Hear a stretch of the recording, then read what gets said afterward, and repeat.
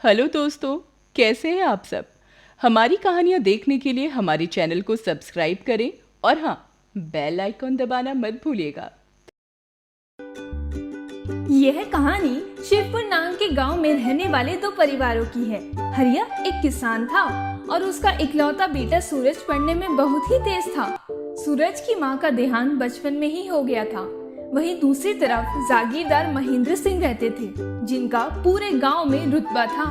उनकी पत्नी संगीता एक हाउसवाइफ थी और उनकी इकलौती बेटी चंदा भी सूरज के साथ पढ़ती थी। चंदा और सूरज एक दूसरे से बहुत प्रेम करते थे। जाहिर सी बात है, किसान का काफी कर्ज जागीरदारों के लिए होता है। उनमें से हरिया भी एक था, पर उसने अपने बेटे सूरज को पढ़ाने में कोई कसर नहीं छोड़ी। इस बीच हरिया ने माँ और बाबा दोनों का प्यार सूरज को दिया। सूरज अपने बाबा से बहुत प्यार करता था और सारे कर्ज उतारना चाहता था। उतना ही प्यार वो चंदा से भी करता था। उसका और चंदा और उनके परिवारों का कोई मेल नहीं है, इसलिए वह चंदा को बार बार समझाता था। देखो चंदा, हम ठहरे गरीब किसान और तुम एक बहुत बड़े जमींदार की बेटी हो। हमारी शादी को तुम्हारे घर वाले कभी नहीं मानेंगे, इसलिए तुम भी हमेशा के लिए मुझे भूल जाओ। सूरज, मैंने तुमसे ही सच्चा प्यार किया है और मैं मरते दम तक तुम्हारा साथ नहीं छोड़ सकती। इस तरह की बेकार बातें करना तुम बंद कर दो। सूरज ने कई बार चंदा को समझाया भी कि वह उसे भूल जाए, पर चंदा ने हमेशा इनकार किया और आगे की जिंदगी साथ रहने तक का वादा किया। सूरज ग्रेजुएशन करने के बाद नौकरी की तैयारी करने लगा और उसके पहले प्रयास में ही उसे इनकम टैक्स ऑफिस में नौकरी मिल गई और वह नौकरी करने शहर चला गया। सूरज को जब भी सैलरी मिलती, वह अपने पापा को भेज देता था और कहता था, पापा मैंने पैसे भेज दिए हैं, आप उस पैसे को महेंद्र जी को देकर अपना कर्ज खत्म कर लीजिए। तुम ठीक कह रहे हो बेटा, ये कर्ज भी अच्छी चीज नहीं है, मैं अभी जाकर उनको दे आता हूँ। उसके बाद हरिया पैसे लेकर महेंद्र जी के पास जाता और उनका कर्ज उतारता था। धीरे धीरे सारा कर्ज उतर गया, जिससे कि हरिया और सूरज बहुत खुश थे। एक दिन की बात है, सूरज ने अपने पिताजी को फोन किया और कहा, पिताजी मैं आपसे एक बात कहना चाहता हूँ। मैं जागीरदार महेंद्र सिंह की बेटी चंदा से प्यार करता हूँ और मैं उसी से शादी करना चाहता हूँ। प्लीज पापा, आप उनके घर जाइए और हमारे रिश्ते की बात कीजिए। अरे बेटा, तुम क्या कह रहे हो? उनका और हमारा कोई मेल नहीं है। हम ठहरे छोटे किसान और वो बहुत बड़े जमींदार हैं और हमारी जाति भी अलग अलग है बेटा, इसलिए वो शादी के लिए नहीं मानेंगे। प्लीज पापा, बात तो कीजिए। अब मैं इनकम टैक्स ऑफिसर हूँ, वो जरूर मान जाएंगे। बेटा ठीक है, तुम कहते हो तो मैं जरूर जाऊंगा। तुम्हारी खुशी से बढ़कर मेरे लिए कुछ भी नहीं है। उसके बाद हरिया खुशी खुशी महेंद्र के घर जाने के लिए तैयार हो गया। अब हरिया में एक विश्वास सा आ गया था और सोचने लगा, मेरा बेटा सरकारी ऑफिसर है और सूरज और चंदा एक दूसरे से बहुत प्यार करते हैं। महेंद्र सिंह जमींदार तो हैं, लेकिन एक बेटी का बाप भी तो है और बेटी की खुशी के लिए इस रिश्ते को जरूर हाँ कहेंगे। यह सोचते सोचते हरिया महेंद्र के घर पहुंचा। हरिया को देखते ही महेंद्र सिंह ने अपने सोफे पर प्यार से बिठाया और बोले, हरिया कैसे इधर आना हुआ? मैंने सुना है तुम्हारा बेटा सरकारी बाबू बन गया है और फिर से तुम्हें खेती के लिए पैसा उधार चाहिए क्या? साहब, मैं पैसे के लिए नहीं आया हूँ, मैं आपसे एक बहुत ही स्पेशल चीज मांगने आया हूँ। आप मना मत कीजिएगा। क्या मांगने आए हो? बताओ तो सही। मैं अपने बेटे सूरज के लिए आपकी बेटी चंदा का हाथ मांगने आया हूँ, अब मना मत कीजिएगा। इतना सुनते ही महेंद्र आग बबूला हो गया और बोला, तेरी हिम्मत कैसे हुई ऐसी बातें करने की? अपनी औकात देखा है भिखमंगा कहीं का? जिंदगी भर मेरे से पैसे मांग मांग कर खेती किया, अब मेरी बेटी का हाथ मांगने आ गया?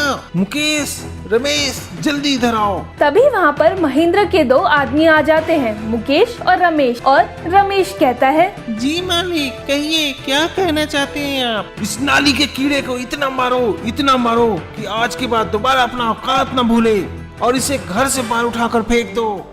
इसके बाद मुकेश और रमेश हरिया को बहुत मारते हैं और फिर दोनों उसे उठाकर घर से बाहर फेंक देते हैं। जब ये बात चंदा को पता लगी तो वह बहुत रोई और उसके बाद उसने सूरज को फोन किया और सारी बात बता दी और बोली, अब हमारे पास एक ही रास्ता बचा है कि हम घर से भागकर कोर्ट मैरिज कर लें, क्योंकि अब हमारे पास कोई दूसरा रास्ता नहीं बचा है। तुम बिल्कुल सही कहती हो, कल सुबह ही मैं गांव आता हूँ और पिताजी का इलाज भी करवा दूंगा और फिर हम दोनों भागकर शहर चले जाएंगे और वहीं पे कोर्ट मैरिज कर लेंगे। तुम बिल्कुल सही कहते हो, मैं तुम्हारा इंतजार करूंगी। अगले दिन सूरज भी घर आ गया और अपने पिताजी का इलाज करवाया और फिर 2 दिन बाद रात में सूरज और चंदा दोनों गांव छोड़कर शहर चले गए और वहां जाकर कोर्ट मैरिज कर ली। और उसके बाद सूरज ने अपने पिताजी को फोन किया और सारी बात बताई। उसके पिताजी बोले, अरे ये क्या कर लिया बेटा तूने जमींदार से दुश्मनी मोल ली है। अब तुम दोनों ने शादी कर ही लिया है तो मैं कुछ कह नहीं सकता, लेकिन भूल कर भी बेटा तुम दोनों इस गांव में मत आना जब तक मैं न कहूँ। चाहे कुछ भी हो जाए, अगर पता चल गया तो किसी को जिंदा नहीं छोड़ेंगे। इस तरह हरिया ने पहले तो उसे डांट लगाई थी क्योंकि उसने गांव के जमींदार से पंगा जो ले लिया था। उसे डर था कि उसके बेटे के साथ कुछ गलत नहीं हो जाए। फिर अब बेटे ने शादी कर ली तो उसके आगे झुकना भी पड़ा। दूसरे दिन गांव में चंदा के भाग जाने की खबर आग की तरह फैल गई थी। महेंद्र अपने नौकरों से कहते हैं, कहीं से भी उस चंदा को ढूंढ के लाओ, उसने मेरी नाक कटवा दी है और पता करो किसके साथ भागी है। अगर पता चल जाए कि किसके साथ भागी तो उसके पूरे खानदान को जिंदा जला दो। जाओ जल्दी ढूंढ कर लाओ। जी मालिक, अभी जाते हैं। महेंद्र के दोनों नौकर पूरे गांव में चंदा को ढूंढते हैं और हरिया के घर भी ढूंढते हैं, लेकिन चंदा कहीं नहीं मिलती। तो रमेश हरिया से कहता है, अगर चंदा के बारे में कुछ भी पता चलता है, अगर तुमने नहीं बताया तो तुम्हें और तुम्हारे बेटे को जिंदा जला देंगे। ठीक है साहब, जैसे ही पता चलेगा मैं जरूर बताऊंगा। उसके बाद महेंद्र के दोनों नौकर वहां से चले जाते हैं।